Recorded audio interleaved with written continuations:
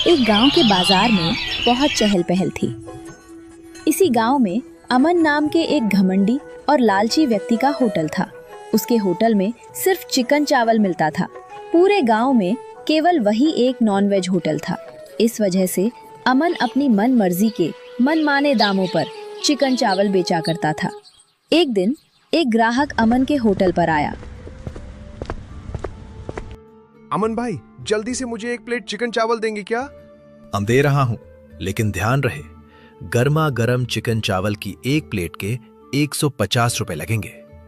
ये क्या कह रहे हो मंदा? कल ही तो मैंने यहाँ सिर्फ 100 रुपए में खाया था।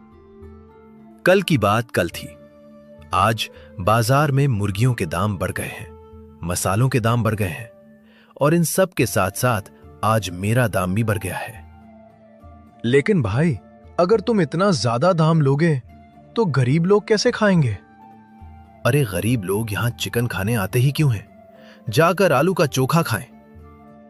बेटा, इस तरह लोगों की मजबूरी और तकलीफ का फायदा उठाना ठीक नहीं है। ए बुड्ढे, मुझे ज्यादा ज्ञान मत बांट। इस पूरे बाजार में मेरे खिलाफ बोलने की हिम्मत किसी में नहीं है, समझे? ठीक उसी समय अपने कंधे पर कुदाल रखे श्याम वहां से गुजर रहा था। उसने अमन की बातें सुनी और वहीं रुक गया। अमन दा, अगर आप खाने का दाम थोड़ा कम कर दोगे तो लोग खुश हो जाएंगे। लो भाई, आ गया हमारे गांव का महान साधु महात्मा। क्यों रे श्याम, तू तो खेतों में हल चलाता है और खेती बाड़ी करता है, अब तू मुझे व्यापार सिखाएगा? अमन दा, मैं तो बस इतना कह रहा था कि अगर लोगों के साथ अच्छा व्यवहार करोगे तो समाज में इज्जत मिलेगी। इज्जत से पेट नहीं भरता और ना ही रसोई में चावल पकता है। उसके लिए पैसा चाहिए, पैसा। और सुन ले, इस बाजार में जो मैं बोलूं वही आखिरी सच है। तभी बाजार में एक नया युवक आया जिसका नाम कबीर था। कबीर इस गांव में बिल्कुल नया था। वो बाजार की चहल पहल देखने लगा। बाजार तो काफी रौनकदार है, लेकिन इस अमन नाम के होटल वाले का घमंड तो आसमान छू रहा है। कबीर अमन के होटल के सामने जाकर खड़ा हो गया। सुनो भाई, मुझे एक प्लेट चिकन चावल देना। पहले 150 रुपए निकालो, तब खाना मिलेगा। अरे खाना खाने के बाद पैसे देने में क्या दिक्कत है? यहां सिर्फ अमन का नियम चलता है, पहले पैसा फिर खाना। कबीर ने बिना किसी बहस के अपनी जेब से पैसे निकाले और अमन को दे दिए। लेकिन पैसे देते हुए कबीर ने अमन की आंखों में आंखें डालकर एक गहरी बात कही। ठीक है, मैं पहले ही पैसे दे देता हूं, लेकिन एक बात याद रखना अमन, जो धंधा सिर्फ लोगों को डराकर और धमकाकर चलता है वो ज्यादा दिन टिकता नहीं है। आसपास खड़े लोग कबीर की ये निडर बात सुनकर हैरान रह गए। तुम यहां नए आए हो, इसलिए तुम्हारी जबान बहुत चल रही है। इस बाजार में अगर मुझसे पंगा लेने की कोशिश की तो गांव में टिक नहीं पाओगे। वो तो वक्त आने पर देखा जाएगा।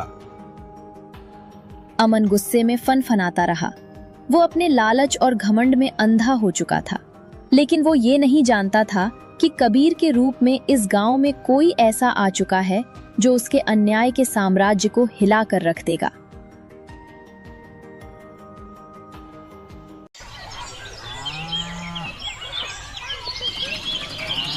दो दिन बीत गए। कबीर गांव के बाहर एक बड़े पेड़ के नीचे खड़ा होकर बहुत उदास था। उसके पास अब कुछ नहीं बचा था। हे भगवान, अब मैं कहां जाऊं, क्या करूं? मेरे पास जो भी थोड़े बहुत पैसे बचे थे वे सब खत्म हो चुके हैं। अब तो जेब में 1 रुपया भी नहीं है और ऊपर से इतनी तेज भूख लग रही है। 2 दिन से पेट में अन्न का एक दाना तक नहीं गया है। मुझे क्या पता था कि मुझे अपनी जिंदगी में ऐसा दिन भी देखना पड़ेगा। दो भूख और थकान से बेहाल कबीर धीरे धीरे गांव के खेतों की तरफ चलने लगा। वहां उसने देखा कि श्याम अपने खेत में मेहनत से कुदाल चला रहा था। कबीर उसके पास गया। भैया, क्या आप मुझे कुछ खाने के लिए दे सकते हैं? मैंने 2 दिन से कुछ नहीं खाया है। मुझे बहुत जोर की भूख लगी है। श्याम ने कुदाल रोकी और कबीर को थका हुआ देखा। अरे भाई, तुम्हें देखकर ही लग रहा है कि तुम बहुत थक चुके हो और भूखे हो। आओ आओ, मेरे साथ इस पेड़ की छांव के नीचे बैठो। दोनों पेड़ की ठंडी छांव में बैठ गए। श्याम ने अपना खाने का थैला खोला। देखो भाई, मेरे पास सिर्फ 4 रोटियां हैं और साथ में मेरी मां ने हरी मिर्च की तीखी चटनी दी है। अगर तुम्हें कोई परहेज ना हो तो हम दोनों इसे आधा आधा बांटकर खा सकते हैं।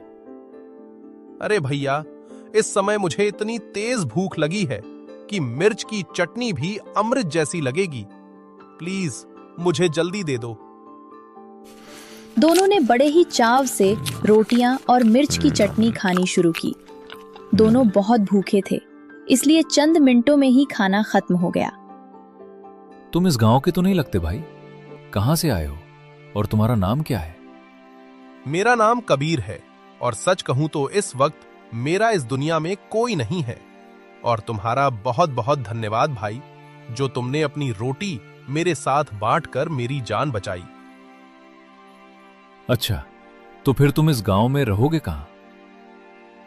सच तो यह है कि अभी मेरे पास ना तो रहने का कोई ठिकाना है और ना ही खाने का। अगर तुम मुझे अपने साथ रहने की जगह दे दो तो मेरी बहुत बड़ी मदद हो जाएगी। देखो भाई कबीर, मैं तो एक बेहद गरीब किसान हूं। अगर तुम्हें कोई दिक्कत ना हो तो तुम मेरे इस छोटे से कच्चे घर में रह सकते हो।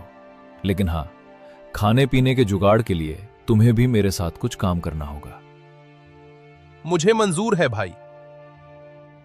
दोनों बातें करते हुए श्याम के घर पहुंचे। श्याम का घर घास फूस से बनी एक छोटी सी झोपड़ी थी। घर पर श्याम की बूढ़ी माँ उनका इंतजार कर रही थी। श्याम बेटा, तुम्हारे साथ ये कौन है? इसे कहां से लेकर आए हो? मां, इसका नाम कबीर है। ये बहुत भूखा और लाचार था। इसका रहने का कोई ठिकाना नहीं था, इसलिए मैं इसे अपने घर ले आया। ये तो ठीक है बेटा कि तुमने एक भूखे की मदद की, लेकिन हमारे पास तो खुद के खाने के लाले पड़े हैं। हम किसी तीसरे का पेट कैसे भरेंगे? मां, वो मेहमान है, उसके सामने इस तरह की बातें मत करो, उसे बुरा लगेगा। कबीर कमरे के कोने में खड़ा होकर उनकी सारी बातें सुन रहा था और समझ गया था कि इस घर की माली हालत बहुत ज्यादा खराब है। मां, हम जरा बाजार की तरफ घूम कर आते हैं। दोनों दोस्त बाजार की तरफ चल दिए। रास्ते में कबीर ने श्याम से पूछा, श्याम भाई, तुम्हारी मां घर पर ऐसा क्यों कह रही थीं? अगर पैसे की इतनी ही तंगी है तो तुम सिर्फ इस छोटी सी खेती बाड़ी पर ही क्यों निर्भर हो? कोई दूसरा काम क्यों नहीं करते? क्या बताऊं भाई कबीर, एक समय मेरी माँ बहुत बीमार पड़ गई थी। उनके इलाज के लिए मेरे पास एक पैसा नहीं था। लाचारी में मैंने गांव के मुखिया से कुछ पैसे उधार लिए थे। कबीर ने श्याम की बात सुनी और सब कुछ समझ गया। चलते चलते वे बाजार के मुख्य चौराहे पर पहुंचे। वहां अमन के होटल के बाहर भारी भीड़ लगी हुई थी। श्याम भाई, मैंने पूरे बाजार में इतनी दुकानें देखीं, लेकिन कहीं भी ऐसी भीड़ नहीं थी। इस अमन के होटल के बाहर इतनी भीड़ क्यों है? ये ऐसा क्या बेचता है? ये अमन का होटल है। अमन हमारे गांव का सबसे घमंडी आदमी है। पूरे गांव में केवल उसी के पास चिकन बेचने का एक अधिकार है। वो अकेला ही चिकन चावल बेचता है, इसलिए यहाँ हमेशा इतनी भीड़ रहती है। अरे, अगर गांव के लोगों को चिकन खाना इतना ही पसंद है तो कोई दूसरा यह चिकन का होटल क्यों नहीं खोलता? अमन बहुत ही शैतान इंसान है। अगर कोई हिम्मत करके चिकन या मटन की दुकान खोलने की सोचता भी है तो वो कुछ न कुछ करके उसे बंद करवा देता है। हम उसकी नकल थोड़ी ना करेंगे जो वो बंद करवा देगा। वैसे भी वो बहुत महंगे दामों पर बासी चिकन चावल बेचता है। गरीब लोग तरसते रह जाते हैं और बिना खाए भूखे लौट जाते हैं। भाई, वैसे तुम्हारे दिमाग में क्या चल रहा है? चिकन पराठा। हम दोनों मिलकर बाजार में चिकन परोठे का एक ठेला लगाएंगे। वाह कबीर भाई, ये तो बहुत ही शानदार आइडिया है। गांव के लोग चिकन के दीवाने हैं और अगर हम चिकन पराठा लेकर आएंगे तो लोग उंगलियां चाटते रह जाएंगे। लेकिन तभी श्याम का चेहरा अचानक उतर गया। लेकिन भाई कबीर, हमारे पास तो नया ठेला खरीदने के पैसे ही नहीं है। चूल्हा, कड़ाही, तवा और चिकन मसाले खरीदने के लिए पैसे कहां से आएंगे? कबीर मुस्कुराया। उसने अपनी उंगली से एक चमचमाती हुई सोने की अंगूठी निकाली और श्याम के सामने रख दी। तुम उसकी चिंता मत करो श्याम भाई, मेरे पास ये सोने की अंगूठी है। हम इसे सुनार की दुकान पर बेच देंगे और जो पैसे मिलेंगे उससे दुकान का सारा सामान खरीदकर कल से ही काम शुरू करेंगे। अरे कबीर भाई, तुम्हारे पास इतनी कीमती सोने की अंगूठी कहां से आई? अरे भाई तुम चिंता मत करो, ये बिल्कुल असली और मेरी अपनी ही अंगूठी है। बस तुम इसे बेचने की तैयारी करो, कल से हमारा नया सफर शुरू होने वाला है। दोनों दोस्तों की आंखों में अब एक नया हौसला और मुखिया के चंगुल से आजाद होने का एक खूबसूरत सपना तैर रहा था। अगली ही सुबह कबीर और श्याम ने मिलकर अपनी झोपड़ी की रसोई में ताज़ा चिकन और परोठे का आटा गूंथना शुरू कर दिया। श्याम कोयले की आंच पर चिकन को मसालों के साथ पकाने लगा, जिसकी खुशबू पूरे घर में महकने लगी। कुछ ही समय में दोनों ने स्वादिष्ट चिकन और मुलायम पराठे तैयार कर लिए। कबीर ने जोर जोर से आवाज लगानी शुरू की। आइए आइए भाई बहनों, दादा दीदी, और खाकर जाइए गर्मा गर्म जायकेदार चिकन पराठा। कबीर की आवाज और हवा में तैरती चिकन पराठे की लाजवाब खुशबू सुनकर कुछ ग्रामीण वहां खिंचे चले आए। अरे तुम लोग क्या बोल रहे हो? चिकन के साथ पराठा? वाह, पूरे गांव में तो सिर्फ एक ही चिकन चावल का होटल है और वो बहुत ज्यादा पैसे लेता है। तुम लोग बताओ, तुम्हारी एक प्लेट कितने की है? दादा, हमारे यहाँ चिकन पराठा की एक प्लेट सिर्फ 50 रुपए की है।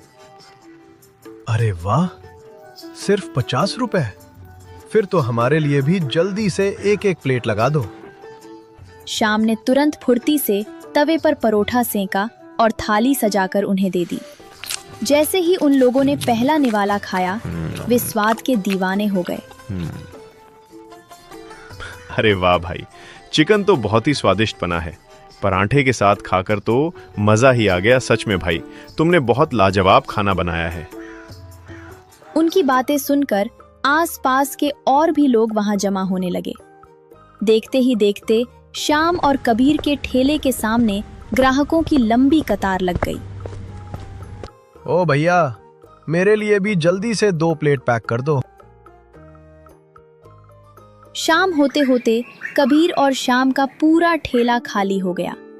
पतीले में चिकन का एक टुकड़ा भी नहीं बचा।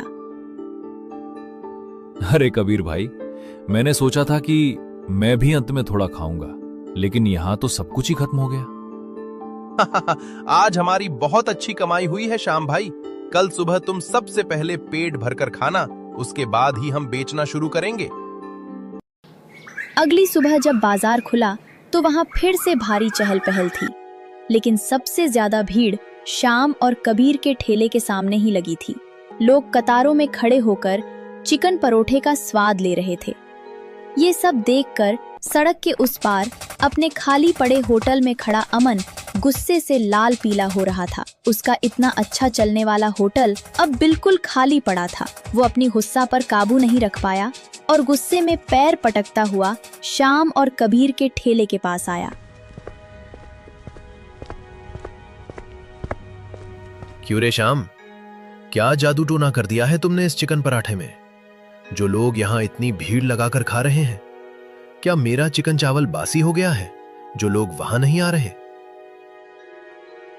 अच्छा, और साफ सफाई से बनाया हुआ खाना ही असली स्वाद देता है अमंदा।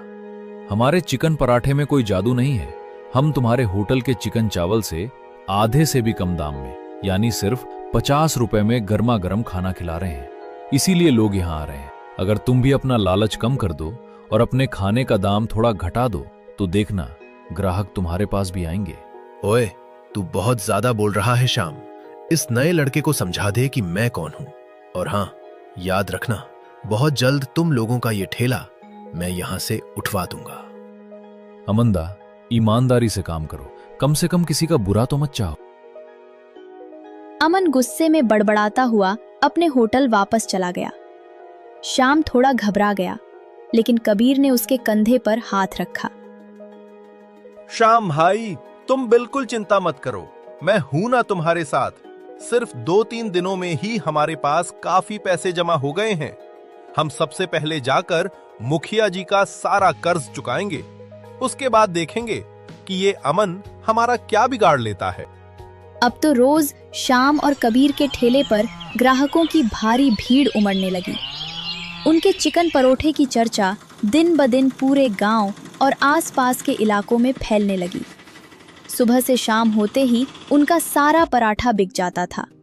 वाह भाई वाह, जो तुम्हारा चिकन पराठा एक बार खाएगा वो दूसरी बार आए बिना रह ही नहीं पाएगा। तुम्हारे इस चिकन पराठे में इतना स्वाद कैसे है भाई? ऐसा क्या मिलाते हो इसमें? हाँ भाई, मिलाते तो हैं। हम इसमें अपनी दोस्ती का ढेर सारा प्यार मिलाते हैं। दादा, आपके बेटे के लिए हमारी तरफ से 1 प्लेट चिकन परोठा बिल्कुल फ्री है। अरे, तुम दोनों बहुत ही भले इंसान हो। तुम्हारा बहुत बहुत धन्यवाद भाई। 5 श्याम ने प्यार से उन्हें पार्सल दे दिया। इसी तरह मेहनत करते हुए कुछ ही दिनों में उनके पास एक अच्छी रकम जमा हो गई। सुन श्याम भाई, हमारे पास अच्छे पैसे जमा हो गए हैं। अब हमें चलकर मुखिया जी का सारा कर्ज चुका देना चाहिए। हाँ कबीर, तुम बिल्कुल ठीक कह रहे हो। चलो चलते हैं और उनका सारा पैसा लौटा देते हैं। उस दिन उन्होंने मुझे कितनी कड़वी बातें कही थी। आज जब मैं उन्हें इतनी जल्दी पैसे लौटा दूंगा तो वे भी हैरान रह जाएंगे। दोनों दोस्त सीधे मुखिया जी के घर पहुंचे। आओ आओ श्याम और कबीर, तुम दोनों के इस चिकन पराठे के बारे में मैंने बहुत सुना है। पूरे गांव में आजकल तुम दोनों की ही चर्चा हो रही है। हाँ मुखिया जी, इसीलिए तो हम आपका पूरा कर्ज चुकाने आए हैं। ये लीजिए, आपके पूरे ब्याज के साथ आपके 30,000 रुपए। अरे, इतनी क्या जल्दी थी? कुछ दिनों बाद भी दे देते तो चलता।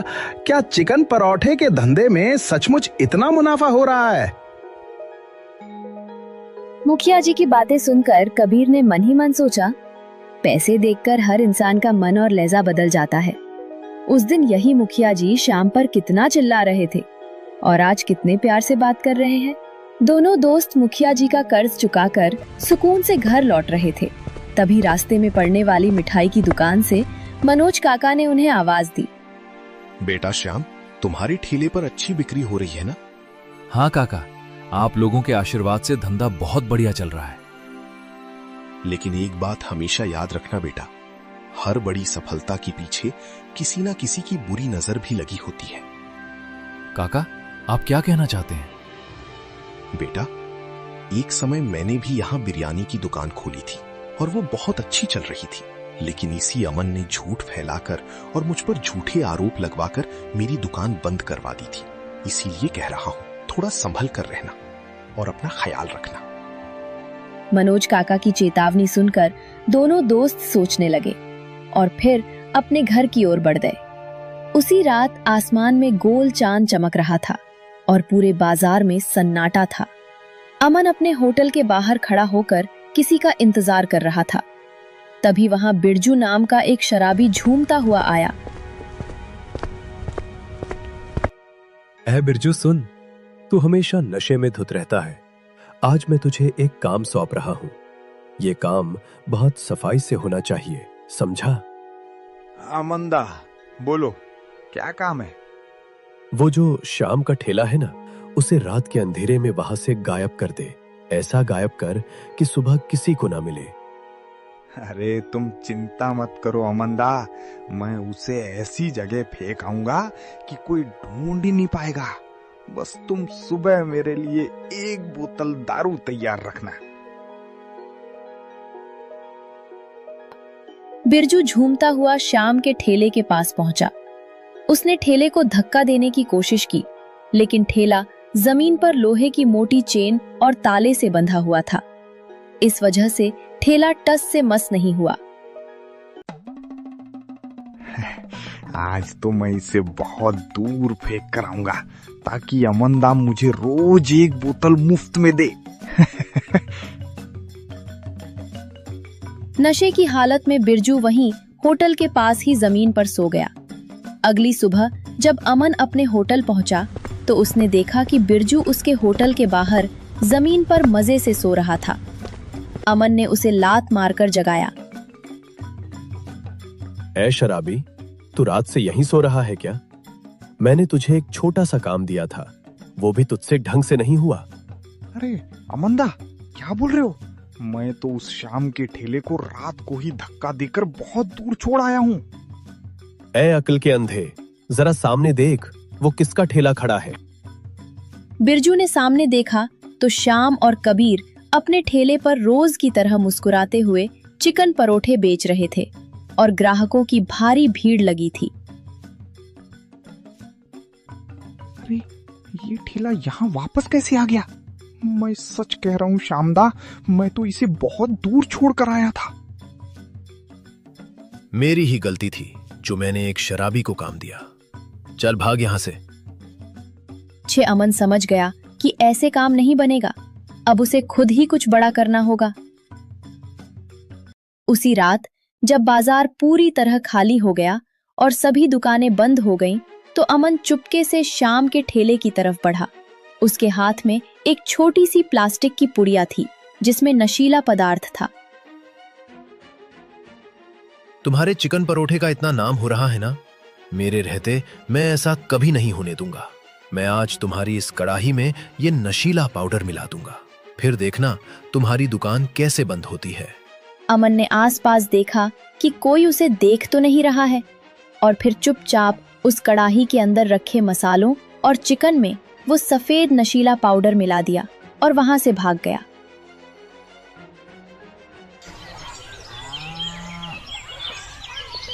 अगले दिन सुबह कबीर और श्याम ने रोज की तरह दुकान खोली। कुछ ही देर में ग्राहकों की भीड़ उमड़ पड़ी। तभी अचानक वहां इंस्पेक्टर दया और कुछ ग्रामीणों के साथ पहुंच गए। मैं इंस्पेक्टर दया हूँ। हमारे पास शिकायत आई है कि तुम लोग अपने चिकन पराठे में कोई नशीली दवा मिलाते हो, जिससे ग्राहकों को इसकी लत लग जाए और वे बार बार यहाँ आए। क्या कह रहे हैं आप सर? ऐसा कैसे हो सकता है? हाँ इंस्पेक्टर सर, मैंने भी सुना है कि इनके चिकन पराठे में कोई गड़बड़ है। लोग इसके दीवाने ऐसे ही नहीं हो रहे हैं। सर ये बिल्कुल झूठ बोल रहे हैं। हम अपने खाने में कोई भी खराब या नशीली चीज नहीं मिलाते। कोई हमें फंसाने की कोशिश कर रहा है। जब तक हम पूरी तलाशी नहीं ले लेते, हम कुछ नहीं कह सकते। हमें तुम्हारे इस ठेले की तलाशी लेनी होगी। ठीक है सर, आप तलाशी लीजिए। जब हमने कुछ गलत किया ही नहीं है तो हमें डरने की क्या जरूरत है। पुलिस ने ठेले के डिब्बों और मसालों की तलाशी लेनी शुरू की। तभी कड़ाही के नीचे रखे डिब्बों में से पुलिस को वही सफेद पाउडर वाली नशीली पुड़िया मिल गई। यह क्या है? हमें नहीं पता सर, ये यहाँ कैसे आया? ओह, अब समझ में आया कि इनका चिकन पराठा इतना क्यों बिकता है। देखो गांव वालों, देखो, ये लोग खाने में नशा मिलाकर हमारे गांव के बच्चों और लोगों की जिंदगी से खेल रहे हैं। ये सब देखकर कबीर का गुस्सा फूट पड़ा। उसने सीधे अमन की तरफ उंगली उठाई। तुम बहुत ही नीच और लालची इंसान हो अमनदा। ये सब तुम्हारी ही साजिश है, क्योंकि तुम्हारा अपना होटल अब ठप हो चुका है और तुम्हारे यहाँ कोई नहीं आता। अरे, उल्टा चोर कोतवाल को डांटे, खुद खाने में जहर मिला रहे हो और इल्जाम मुझ पर लगा रहे हो। वहां खड़े मुखिया जी भी बहती गंगा में हाथ धोते हुए बोले, हाँ भाई, मैं भी तो यही सोचूं कि जिसके पास कल तक थूटी कौड़ी नहीं थी, उसने इतनी जल्दी मेरा 30,000 रुपए का कर्ज कैसे चुका दिया। जरूर ये लोग खाने में नशा मिलाकर ज्यादा पैसे कमा रहे थे। गांव वाले आपस में कानाफूसी करने लगे और श्याम को बुरा भला कहने लगे। श्याम डर के मारे रोने लगा। तभी कबीर ने गहरी सांस ली और इंस्पेक्टर दया से कहा, सर मैं जानता हूं कि ये घिनौना काम किसने किया है। अब मेरे पास सच बताने के अलावा और कोई रास्ता नहीं बचा है। कबीर ने अपनी जेब से एक बहुत ही कीमती और राजसी विजिटिंग कार्ड निकाला और इंस्पेक्टर दया के हाथ में दे दिया।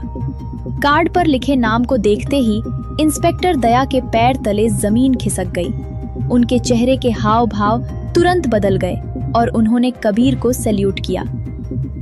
अरे, शहर के सबसे प्रसिद्ध और आलीशान रॉयल होटल के मालिक कबीर सिंह, क्या आप सचमुच बिजनेसमैन शमशेर सिंह के इकलौते बेटे हैं? ये सुनते ही पूरे गांव के लोग दंग रह गए। श्याम की तो आंखें फटी की फटी रह गईं। कबीर भाई, क्या तुम सचमुच इतने बड़े रॉयल होटल के मालिक हो? हाँ श्याम भाई, मैं सच कह रहा हूँ। अमन घबरा गया, लेकिन उसने खुद को संभालते हुए चिल्लाकर कहा, ये झूठ बोल रहा है सर। अगर ये इतने बड़े होटल का मालिक होता तो हमारे इस छोटे से गांव की धूल में आकर ठेले पर काम क्यों करता? इसने ये नकली कार्ड बनवाया है। तभी अचानक गांव की सड़क पर एक बेहद आलीशान महंगी कार आकर रुकी। कार का दरवाजा खुला और उसमें से शहर के सबसे बड़े होटल चेन के मालिक शमशेर सिंह उतरे। उन्हें देखकर पूरे गांव के लोग अदब से खड़े हो गए। शमशेर सिंह सीधे कबीर के पास पहुंचे। कबीर बेटा, तुम्हारी 1 महीने की समय सीमा अब समाप्त हो चुकी है। अब तुम मेरे साथ वापस शहर चलो और हमारे रॉयल होटल का कार्यभार संभालो। पिताजी, मैं आपके साथ चलने के लिए तैयार हूं, लेकिन मैं यहां सिर्फ 1 दिन और रुकना चाहता हूं। यहां मेरा कुछ काम अभी बाकी है, उसे पूरा करके मैं कल सुबह ही घर लौट आऊंगा। ठीक है बेटा, लेकिन जल्दी आना। ये कहकर शमशेर सिंह अपनी कार में बैठे और चले गए। अब पूरे गांव को यकीन हो गया था कि कबीर कोई मामूली लड़का नहीं, बल्कि अरबपति घराने का वारिस है। इंस्पेक्टर दया ने कबीर से पूछा, सर, क्या आप बता सकते हैं कि इस पैकेट में क्या है? दया जी, ये एक बेहद खतरनाक नशीला पदार्थ है। इसे अगर खाने में मिलाया जाए तो खाने वाले को इसकी लत लग जाती है। मैं पूरी गारंटी के साथ कहता हूं कि ये पैकेट इस अमन ने ही हमारे ठेले पर छुपाया था। पहले भी इस गांव में जितने भी नॉन-वेज होटल खुले थे, अमन ने इसी तरह की साजिश रचकर उन सबको बदनाम करके बंद करवाया था। सर, ये झूठ बोल रहा है। इसमें मेरा कोई हाथ नहीं है। चुप कर झूठे। क्या तुझे लगता है कि शहर के सबसे बड़े होटल का मालिक, जो करोड़ों का व्यापार करता है, वो तेरे इस छोटे से गांव के ठेले पर नशा मिलाकर खाना बेचेगा? तेरी चोरी पकड़ी जा चुकी है।